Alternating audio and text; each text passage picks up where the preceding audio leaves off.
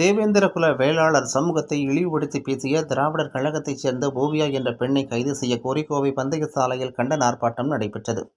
கோவை பந்தய சாலை பகுதியில் உள்ள தெற்கு வட்டாட்சியர் அலுவலகத்தின் முன்பாக தேவேந்திரகுல வேளாளர்கள் சார்பில் கண்டன ஆர்ப்பாட்டம் இன்று நடைபெற்றது.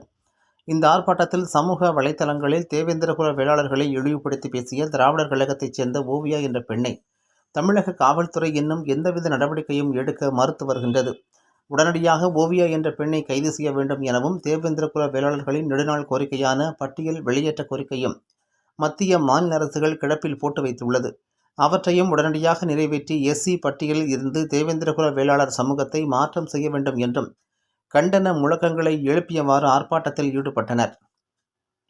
இந்த ஆர்ப்பாட்டத்தில் தேவேந்திரகுல அமைப்பின் மாவட்ட செயலாளர் மணிமாறன், வளரும் தமிழகம் அமைப்பின் மண்டல தலைவர் சந்திரன், வளரும் தமிழகம் மண்டல செயலாளர் சுந்தர்ராஜ், இந்திரன், இதழ் ஆசிரியர் உலகநாதன், அனைத்து சமூக மக்களுக்கும் உதவும் பேரவை அமைப்பின் நிறுவன தலைவரும் சமூக ஆர்வலருமான வழக்கறிஞர் புஷ்பானந்தம், சாரலமுதம் அறக்கட்டளையின் நிறுவனர் ராஜி சாமி, லட்சுமி, திவ்யா, பால்ராஜ், ராமசாமி, காமாட்சி, பிரபுகுமார், பட்டக்காரர், சேகர், ஜெயக்குமார், இந்திரஜித், சக்தி, கணேஷ், அருள் பிரபா, உமா, கணபதி துரை, மயில் வாசகம், சண்முகம், செட்டி, அசோக், பன்னாடி, நக்கீரன், முருகராஜ், திருப்பூர் ரகுபதி உள்ளிட்ட பலர் கலந்து கொண்டனர் என்பது குறிப்பிடத்தக்கது.